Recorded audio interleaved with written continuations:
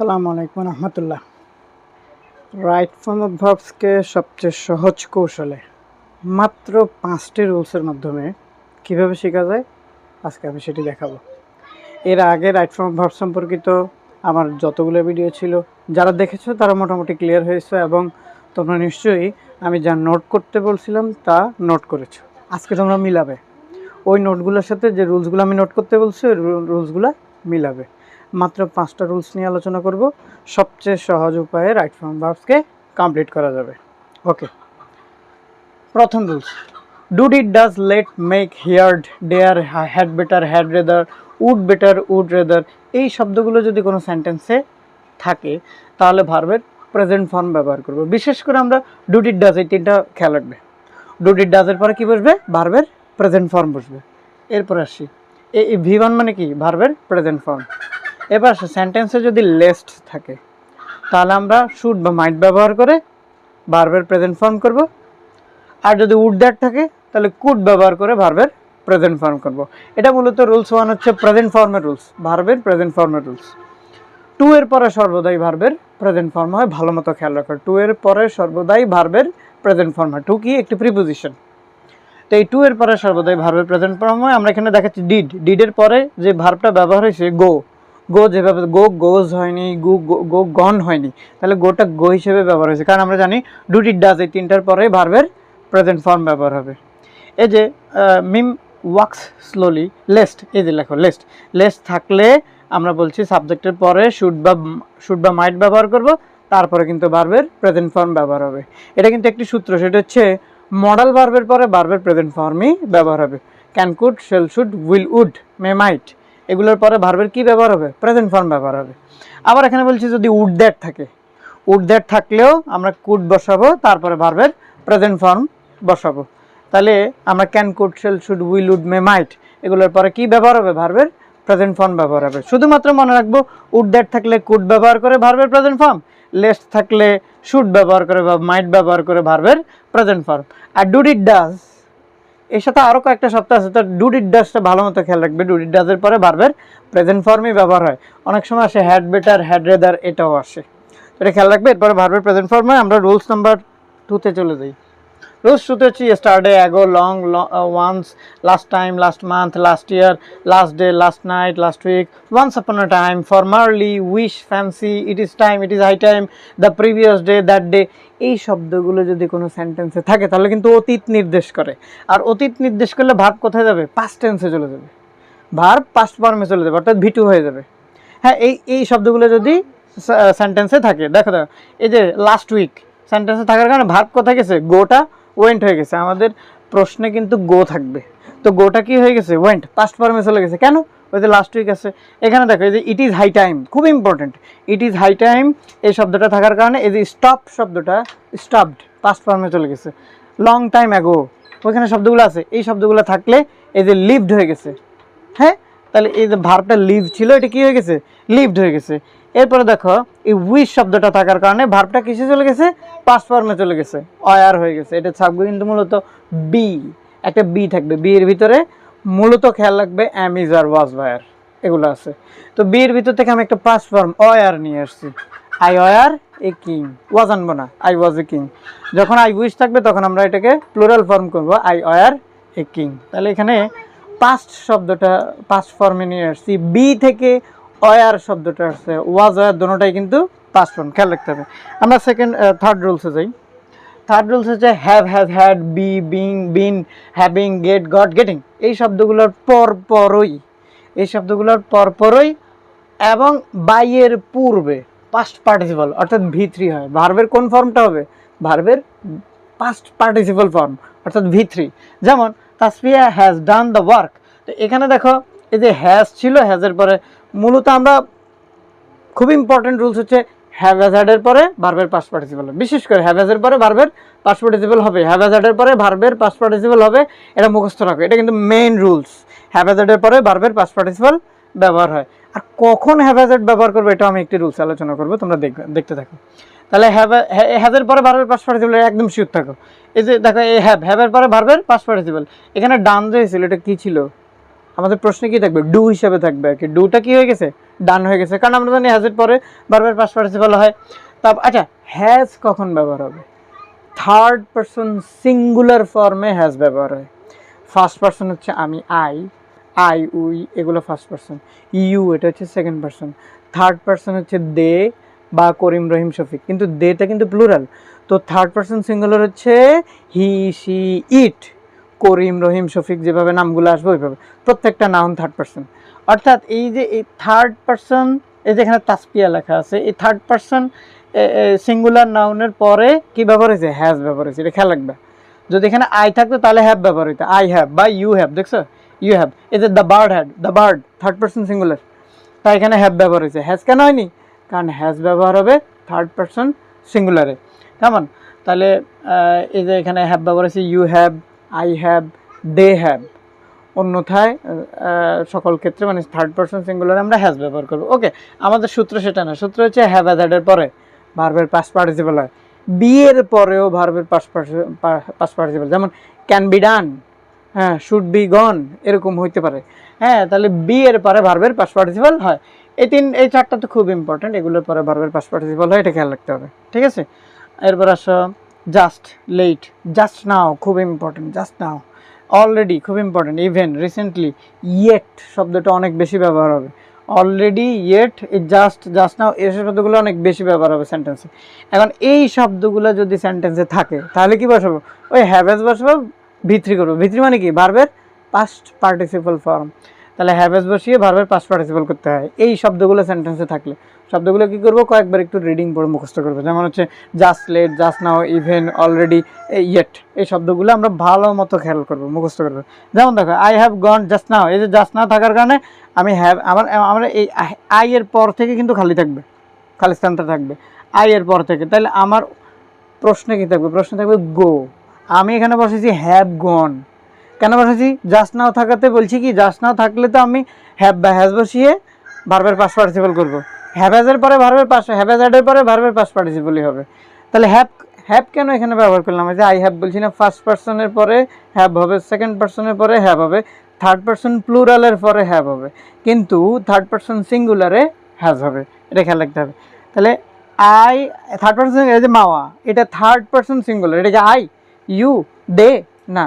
তাহলে হচ্ছে সকল প্লুরাল ফর্মে হ্যাভ হয়, ফার্স্ট পার্সন সেকেন্ড পার্সনে হ্যাভ হয়, কিন্তু অন্যথায় এদের মাওয়া বা ইট বা করিম রহিম শফিক এরকম কোনো নাম দিলে, নাম এটা কিন্তু থার্ড পার্সন সিঙ্গুলার, এই ক্ষেত্রে আমরা হ্যাজ ব্যবহার করবো, হ্যাভ হবে না, হ্যাজ ব্যবহার করবো। আর হ্যাভ হ্যাজের ব্যবহার হলে তো এরপরে ভার্বের কী হবে, পাস্ট পার্টিসিপল হবেই। এতে অলরেডি শব্দটা থাকার কারণে হ্যাজের পরে ভার্বের কী হয়েছে, মানে যে ভার্বটা ব্যবহার হবে ভার্বের পাস্ট পার্টিসিপল ফর্ম হবে। আমরা রুলস নাম্বার 4 যাই। দেখো এটা খুব ইম্পর্টেন্ট একটা rules. With a view to, look forward to, accustom to, object to, confess to, devoted to, according to, refer to, owing to, due to, get use to, কাই to, with an eye to, while এবং before, এই শব্দগুলোর পরপরই ভার্বের সাথে ING ব্যবহার হবে। ভার্বের এই যে 5টা রূপ সম্পর্কে আলোচনা করতেছি। হ্যাঁ, প্রথমটা আমরা দেখেছি ভার্বের প্রেজেন্ট ফর্ম V1, পরেরটা দেখেছি ভার্বের পাস্ট ফর্ম V2, পরেরটা দেখেছি ভার্বের পাস্ট পার্টিসিপল ফর্ম V3। এখন দেখাচ্ছি আমরা এই রুলস নাম্বার 4-এ, এটা হচ্ছে ভার্বের সাথে আইএনজি কোন কোন শব্দের ক্ষেত্রে। তাহলে এই শব্দগুলো যদি সেন্টেন্সে থাকে তাহলে ভার্বের সাথে কি হয়, আইএনজি হয়। আমরা আমাদের রুলস ফার্স্টে বলছি 2 এর পরে ভার্বের প্রেজেন্ট ফর্ম ব্যবহার হয়। এগুলো তো সব টুওয়ালা, এই যে টুওয়ালা। তাহলে এই শব্দগুলো, যেই শব্দগুলোর সাথে এগুলার সাথে যদি 2 থাকে, এই 2 এর পরে কিন্তু ভার্বের আইএনজি হয়। ওই 2 না, ওই 2 হচ্ছে general 2, I am going to, এরকম 2 আর কি। 2 এর পরে ভার্বের সাথে আইএনজি হবে। এমনিতে 2 এর পরে ভার্বের প্রেজেন্ট ফর্ম হয়, তবে এই 2গুলোর পরে, এটা ব্যতিক্রম, এই 2গুলোর পরে ভার্বের সাথে আইএনজি হবে।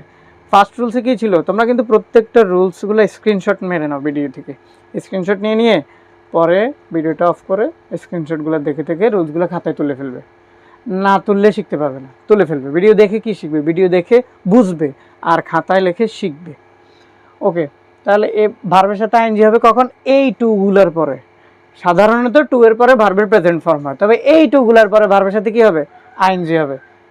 এখানে হোয়াইলের কথাটা বলছে, তবে হোয়াইলের ব্যাপারে একটু ব্যতিক্রম আছে। হোয়াইলের পরে যদি সাবজেক্ট থাকে তাহলে ওয়াজয়ের বসিয়ে ভার্বের আইএনজি করতে হবে, এমনিতে ভার্বের আইএনজি হবে না, ওয়াজয়ের বসিয়ে তারপরে ভার্বের আইএনজি করতে হবে।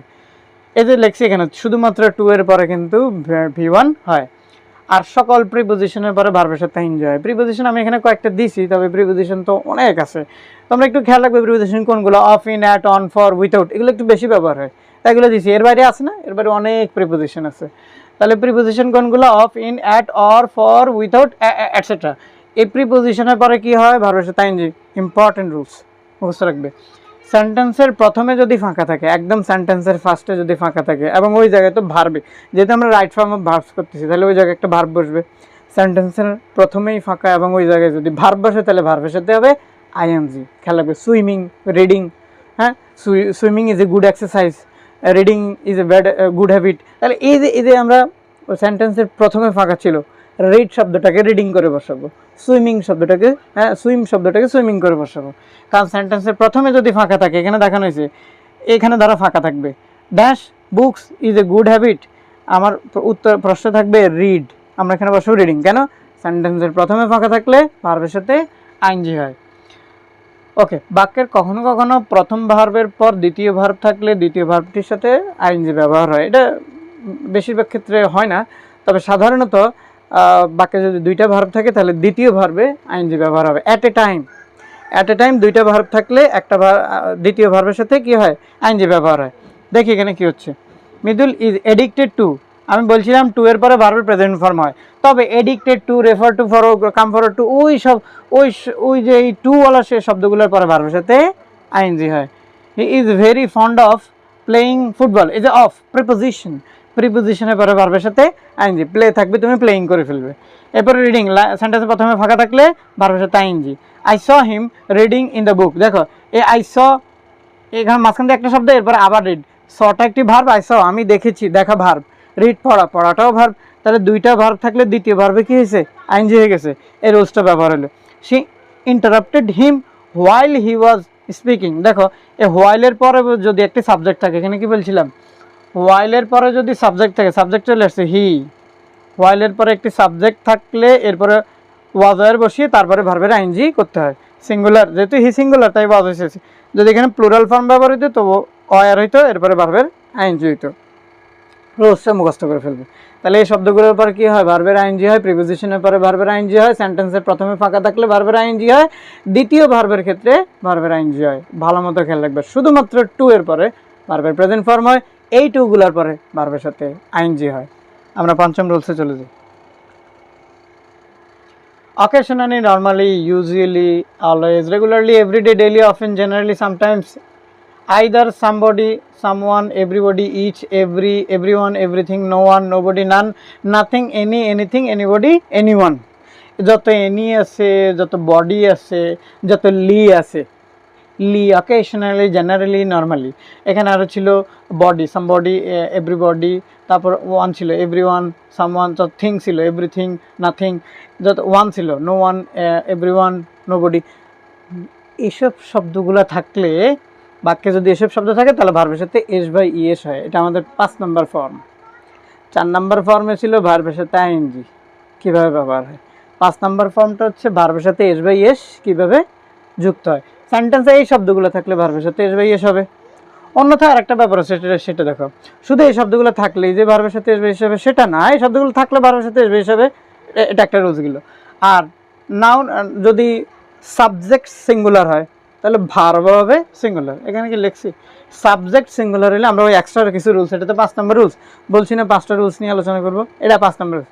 এক্সট্রা কিছু টিপস আছে, এক্সট্রা কিছু রুলস আছে, শেষে আমরা সেগুলোও দেখব। সেখানে বলে দিব যে সাবজেক্ট যদি সিঙ্গুলার হয় তাহলে ভার্ব হবে সিঙ্গুলার, ভার্বকে সিঙ্গুলার করতে হলে ভার্বের সাথে এস বাই এস যুক্ত করতে হয়, আর সাবজেক্টকে সিঙ্গুলার করতে হলে এস বাই এস সরাইতে হয়। হ্যাঁ, কোনো নাউনের সাথে এস বাই এস যুক্ত করলে সেটি প্লুরাল হয়ে যায়, কিন্তু ভার্বের সাথে এস বাই এস যুক্ত করলে সেটি সিঙ্গুলার হয়ে যায়। আচ্ছা, সাবজেক্ট সিঙ্গুলার হলে ভার্ব হবে সিঙ্গুলার, জান্নাত সিঙ্গুলার ফর্ম, তাই ভার্ব হয়েছে কি সিঙ্গুলার, ভার্বের সাথে এস বাই এস যুক্ত করলে সে সিঙ্গুলার হয়। আমার উপরে প্রশ্ন থাকবে কাম, আমি করব কামস, কেন, সাবজেক্ট সিঙ্গুলার। অন্যথায় অন্য রুলসে যাই, ইউজুয়ালি এই শব্দটা থাকার কারণে ভার্বের সাথে এস বাই এস যুক্ত হয়েছে। এই যে এই শব্দগুলো থাকলে ভার্বের, তাহলে আমি এক লাইনে 2টা রুলস ফলো করতে পারি, সাবজেক্ট সিঙ্গুলার, ভার্বের সাথে এস বা ইস যুক্ত হবে, কারণ সাবজেক্ট সিঙ্গুলার হলে ভার্ব হবে সিঙ্গুলার। ভার্বকে সিঙ্গুলার করতে হলে কী করতে হয়? ভার্বের সাথে এস বা ইএস যুক্ত করতে হয়। অথবা অন্য রুলসে যাই, সেটা হচ্ছে ইউজুয়ালি শব্দটা থাকার কারণে ভার্বের সাথে এস বা ইএস যুক্ত হয়েছে। ওকে, এই যে নাউনের সাথে এস বা ইস যোগ করলে সেটি প্লুরাল হয়ে যায়। নাউনের সাথে এস বা ইস যোগ করলে সেটি প্লুরাল হয়, ভার্বের সাথে এস বা ইস যোগ করলে সেটি সিঙ্গুলার হয়। এখানে দেখানো হয়েছে বুকস, পেন্স, কাউস এগুলো প্লুরাল ফর্ম, কিন্তু গোস, ডাজ, প্লেস এগুলো হচ্ছে সিঙ্গুলার ফর্ম। ভার্বের সাথে এস বা ইস যুক্ত হইলে সিঙ্গুলার হয়ে যায়। হি, শি, ইট বা সিঙ্গুলার নাউনের পরে ভার্বের সাথে এস বা ইস যুক্ত হয় বা হ্যাজ যুক্ত হয়, কারণ হি হচ্ছে সিঙ্গুলার, শি সিঙ্গুলার, তাও থার্ড পারসন সিঙ্গুলার, এগুলোর সাথে এস বা ইস যুক্ত হবেই। আর অন্যথায় হ্যাজ ব্যবহার হবে, আমরা হ্যাজেরটা আলোচনা করেছি। থার্ড পারসন সিঙ্গুলারে হ্যাজ ব্যবহার হয়, অন্যথায় হ্যাভ ব্যবহার হয়। ফার্স্ট পারসন, সেকেন্ড পারসন এবং থার্ড পারসন প্লুরালে হ্যাভ ব্যবহার হয়। আই, ইউ এই যে I first person, second person এই যে থার্ড পারসন প্লুরাল, এই সব ক্ষেত্রে কী ব্যবহার আছে? হ্যাভ ব্যবহার হয়েছে। মনে রাখতে হবে কোনো শব্দের শেষে শেষ অক্ষরটি যদি সি, এইচ, ও, এক্স অথবা ডাবল এস হয়, যেমন যেমন এখানে দেখে এই যে গো, জি ও গো, গো শব্দটার সাথে যুক্ত হয়েছে ই এস। এরপর দেখো ডি ও ডু, এর সাথে যুক্ত হয়েছে E S. PLAY play, play এর সাথে যুক্ত হয়েছে শুধু এস। কেন এখানে ই এস হলো না? কার সাথে তাহলে ই এস যুক্ত হয়? এই যে ডু এর শেষ অক্ষরটা কি ছিল? ও। গো এর শেষ অক্ষরটা ছিল ও। এরকম বলছি যেসব শব্দের শেষ অক্ষর সি, এইচ, ও, এক্স, ডাবল এস, যেহেতু এখানে ও আছে, ও, এগুলোর সাথে ই এস যুক্ত হয়। কৌশল খেয়াল রাখো, এগুলোর সাথে কি যুক্ত হয়?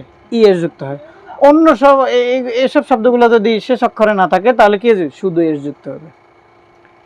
তাহলে এখানে ইউজুয়ালি থাকার কারণে ভার্বের সাথে এস বা ইস যুক্ত হয়েছে, অথবা সাবজেক্ট সিঙ্গুলার তাই ভার্বের সাথে এস বা ইস যুক্ত হয়েছে। এখানেও সাবজেক্ট সিঙ্গুলার, ভার্বের সাথে এস বা ইস যুক্ত হয়েছে।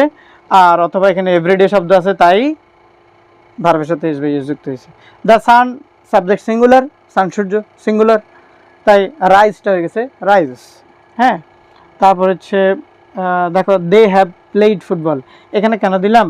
এটা যেহেতু প্লুরাল ফর্ম, প্লুরাল ফর্মের ক্ষেত্রে আমরা বলছি কি হ্যাভ ব্যবহার হবে, এবং আমরা তো জানি হ্যাভ এর পরে ভার্বের পাস্ট পার্টিসিপাল ফর্ম ব্যবহার হয়। আচ্ছা, আমরা কিছু এক্সট্রা রুলসে চলে যাই।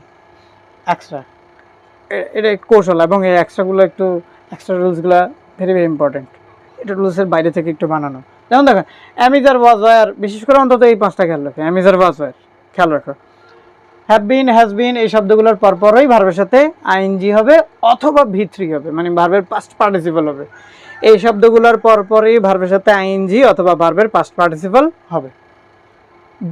কখন আইএনজি, কখন পাস্ট পার্টিসিপাল?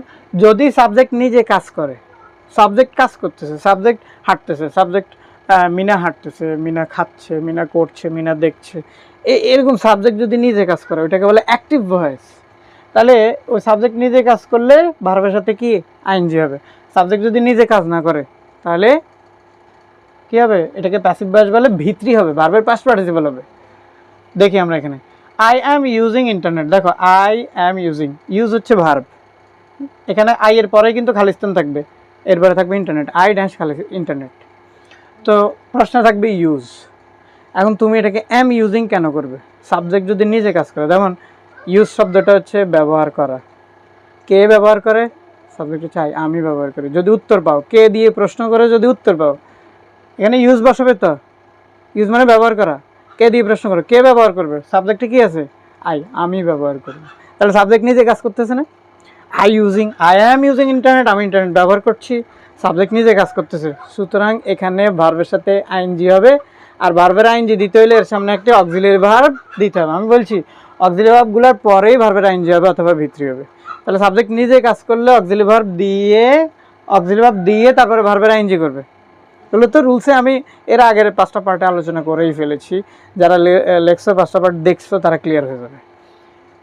তাহলে এখানে দেখো internet is used by me, এখানে ইউজ ব্যবহার করা, দেখো কে ব্যবহার করে? প্রশ্ন করে তো ইন্টারনেট সাবজেক্ট, ইন্টারনেট ব্যবহার, ইন্টারনেট নিজেকে নিজে ব্যবহার করতে পারে না? না, না। তাহলে সাবজেক্ট নিজে কাজ করতে পারতেছে না, ভার্বের সাথে তার সম্পর্ক নাই।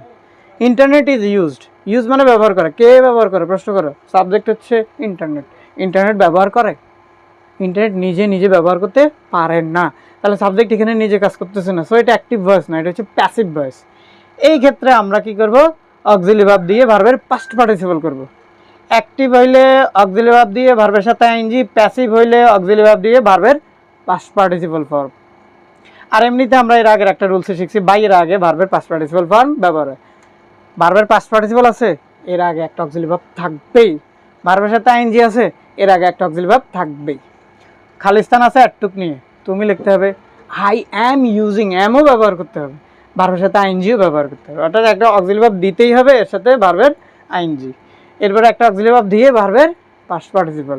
রুলস দুইটা হয়, বাই এর আগে ভার্বের পাস্ট পার্টিসিপল হয়, আর অন্যথায় এটা যেহেতু প্যাসিভ ভয়েস। কেমনে বুঝলাম?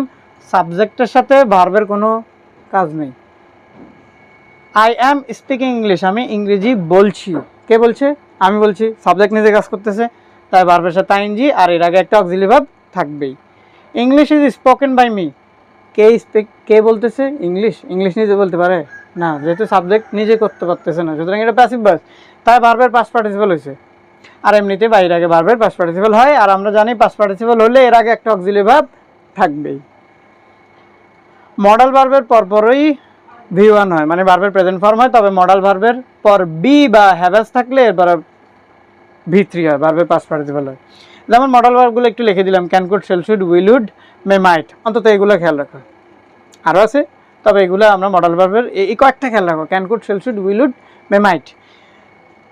মডাল ভার্বের পরে ভার্বের প্রেজেন্ট ফর্ম, না আবার should visit Saint Martin Island, না আবার উচিত সেন্ট মার্টিন আইল্যান্ড ভ্রমণ করা। শুডের পরে ভার্বের past participle. I can be done, এই যে it can be done by Porosh, এটি পরশ দ্বারা করা হয়েছে। দেখো ক্যান ব্যবহার করছি মডাল ভার্ব, এর সাথে একটি বি ব্যবহার করে ভার্বের পাস্ট পার্টিসিপল হয়ে যাবে, কিন্তু বি না থাকলে ভার্বের প্রেজেন্ট ফর্ম ব্যবহার হইতো। মডাল ভার্বের পরপরই ভার্বের প্রেজেন্ট ফর্ম হয়, তবে বি থাকলে ভার্বের পাস্ট পার্টিসিপল হয়। Nuha must have followed the rules, ভার্বের পাস্ট পার্টিসিপল হয়েছে কারণ এর আগে একটি অক্সিলারি ভার্ব ছিল। কেমন? আমরা বলছি মডাল ভার্বের পরে যদি মাস্ট, কিন্তু মডাল ভার্ব এখানে লিখিনি কারণ মাস্ট, আউট, ডেয়ার এগুলো মডাল ভার্ব। তো এগুলার পরে যদি একটি হ্যাভ্যাজ বা অক্সিলারি ভার্ব বি থাকে, বি বা এখানে লিখছি কিন্তু বি বা হ্যাভ্যাজ থাকলে এরপরে ভার্বের পাস্ট পার্টিসিপল হবে, কারণ আমরা জানি হ্যাভ্যাজ এর পরে ভার্বের পাস্ট পার্টিসিপল হয়। অ্যান্ড এর আগে পরে ভার্বের ফর্ম একই থাকবে, খুবই কমন রুলস এবং খুব ইম্পর্টেন্ট রুলস। অ্যান্ড যেখানে থাকবে, অ্যান্ড এর আগে ভার্বের ফর্ম হচ্ছে এই যে দেখো ঔকাপ, ওয়েকার তো জেগে ওঠা, ঔকাপ জেগে উঠেছিল, তাহলে ও পাস্ট ফর্মে আছে, তো পরের ভার্বটাও পাস্ট ফর্মে যাবে। অ্যান্ডের আগে যে ভার্ব, যদি দুইটা অ্যান্ডের আগে পরে ভার্ব দুইটা থাকে, এখানে একটা আছে এখানে একটা আছে, তাহলে এটা ধরো এখানে খালিস্তান আছে, এটা হবে ফিলটা করে দিতে হবে ফেল্ট। কেন? অ্যান্ডের আগে ভার্ব পাস্ট ফর্মে আছে, তো অ্যান্ডের পরেও ভার্ব কিসে যাবে? পাস্ট ফর্মেই চলে যাবে। তাহলে অ্যান্ডের আগে পরে ভার্ব কিসে থাকে? পাস্ট ফর্মে থাকে। আরও সামান্য কিছু এক্সট্রা রুলস আছে, এইগুলোই শেষ। এটা বলছি আমি আগে, সাবজেক্ট সিঙ্গুলার হলে ভার্ব হবে সিঙ্গুলার, সাবজেক্ট প্লুরাল হলে ভার্ব হবে প্লুরাল। তবে আমি বলছি ভার্বকে সিঙ্গুলার কেন করতে হবে? ভার্বের সাথে এস বাই ইউজ যুক্ত করলে ভার্ব সিঙ্গুলার হয়, আর নাউনের সাথে এস বাই ইউজ যুক্ত করলে নাউন প্লুরাল হয়ে যায়, খেয়াল রাখতে হবে। তাহলে the book is on the table, এখানে দেখো the book singular form, verb হয়েছে কি ইজ, সিঙ্গুলার। ইজ কোথা থেকে আসবে?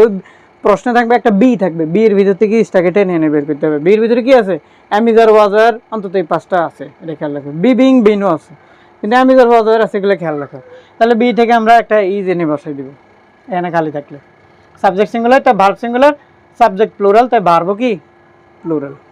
এখানে আর ব্যবহার হচ্ছে, ইজ হয় না, দে ইজ হবে না, কারণ সাবজেক্ট প্লুরাল তাই ভার্ব হয়েছে প্লুরাল। দুইটি টেন্স মনে রাখা খুবই জরুরি। Present perfect tense, present perfect tense হচ্ছে মূলত এটাকে বাংলায় বলে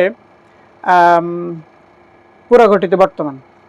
প্রেজেন্ট পারফেক্ট টেন্স পুরা ঘটিত বর্তমান, পূর্বে ঘটে গিয়েছে, ফলাফল চলমান আছে। যেমন সে এবছর এসএসসি পরীক্ষা পাশ করেছে, সবগুলা করেছে, হয়েছে, গিয়েছে, এরকম হবে। সে গিয়েছে, পাস্ট টেন্স না, তবে গিয়েছে, আমি তো বলিনি গিয়েছিল, তাহলে পাস্ট টেন্সে চলে যাবে। তবে গিয়েছে বললে এখনও প্রেজেন্টে আছে, সে গিয়েছে, করিম রহিমের বাড়িতে গিয়েছে। গিয়েছিল বললে পাস্ট টেন্স, গিয়েছে বললে কিন্তু প্রেজেন্ট পারফেক্ট টেন্স, কারণ তার যাওয়ার কাজটা শেষ হয়ে গেছে, ফলাফল বর্তমান আছে, এটাকে বলে প্রেজেন্ট পারফেক্ট টেন্স। তো এই ক্ষেত্রে আমরা কি করি? সাবজেক্টের পরে হ্যাভেজ বসিয়ে, আমরা তো জানি হ্যাভেজের পরে ভার্বের কি হয়? পাস্ট পার্টিসিপল হয়। আর একটা tense present perfect continuous tense, মানে ফলাফল বর্তমান আছে তবে কন্টিনিউ, চলমানও আছে। অনেক আগে কাজ শুরু হয়েছে, আগে শুরু হয়েছে, এখনো চলমান আছে। সকাল থেকে বৃষ্টি হচ্ছে, সকাল থেকে আমি 2 ঘন্টা যাবৎ পড়েছি, পড়েছিলাম বললে পাস্ট টেন্স, পড়েছি। তাহলে দেখো এখানে কিন্তু টাইমের উল্লেখ থাকে, সাবজেক্ট হ্যাভেস তো থাকবেই। তো যেহেতু এটা পারফেক্ট টেন্স, পারফেক্ট টেন্সের কাজ কি, হ্যাভেস বসিয়ে ভার্বের পাস্ট পার্টিসিপল করা। এখন এটা আবার continuous tense, perfect continuous tense, ভার্বের পাস্ট পার্টিসিপল করতে পারবো না, কারণ ভার্বকে কন্টিনিউয়াস করতে হলে কি হয়, ভার্বের সাথে আইএনজি দিতে হয়। কিন্তু পারফেক্টের ব্যাপার থাকার কারণে এই যে পারফেক্ট টেন্সকে, এই পাস্ট পার্টিসিপলকে আমরা বিন হিসেবে ব্যবহার করবো। অর্থাৎ এখানে আমাদের রুলস হচ্ছে সাবজেক্ট হ্যাভেস একটা বিন বসিয়ে ভার্বের পাস্ট পার্টিসিপল, তারপরে একটা সিন্স বা ফর থাকে, এবং এরপর একটা টাইম সময়ের উল্লেখ থাকে। জন্ম থেকে, এটাও একটা সময়, টাইমের উল্লেখ, সকাল থেকে, মর্নিং, হ্যাঁ, সিন্স মর্নিং, সকাল থেকে, ফর 2 আওয়ার্স 2 ঘন্টা যাবত, এরকম করে সময়ের উল্লেখ দেওয়া থাকবে।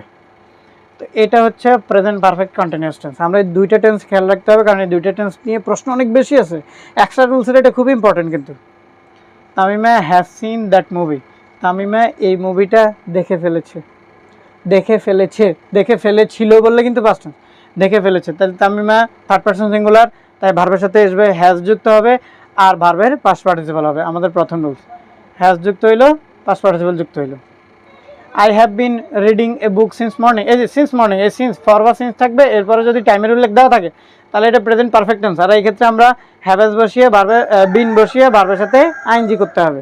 তাহলে আমার তো প্রশ্ন দেওয়া থাকবে রিড, আমি এটাকে করবো have been read, have been reading, have been reading. কেমনে বুঝলাম?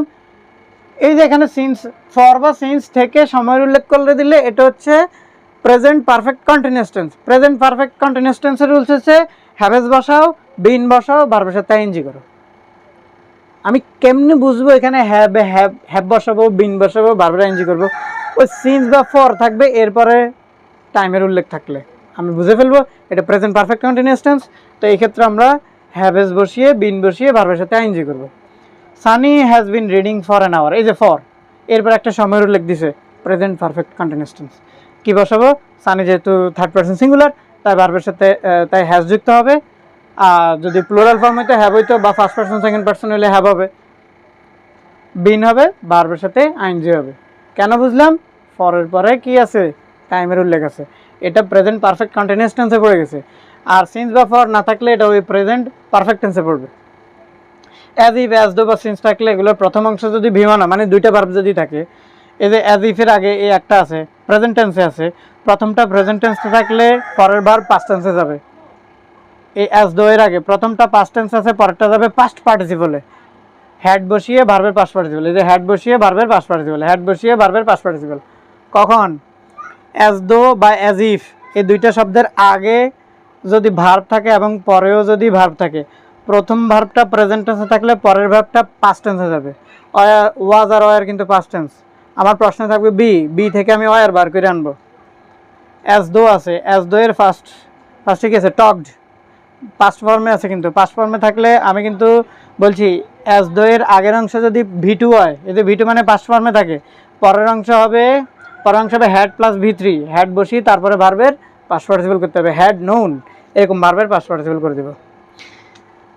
কারো যদি বুঝতে কোনো সমস্যা থাকে তাহলে অবশ্যই কমেন্টসে জানিয়ে দিবে, আমি ওইগুলো নিয়ে দরকার হলে পরবর্তীতে আবার আলোচনা করবো। যে বোঝো না সে আবার ভিডিও প্রথম থেকে দেখো। তোমার জন্য রাইট ফর্ম ভার্বস খুবই জরুরি, ক্লাস 6 থেকে একদম ইন্টার পর্যন্ত রাইট ফর্ম ভার্বস খুবই জরুরি।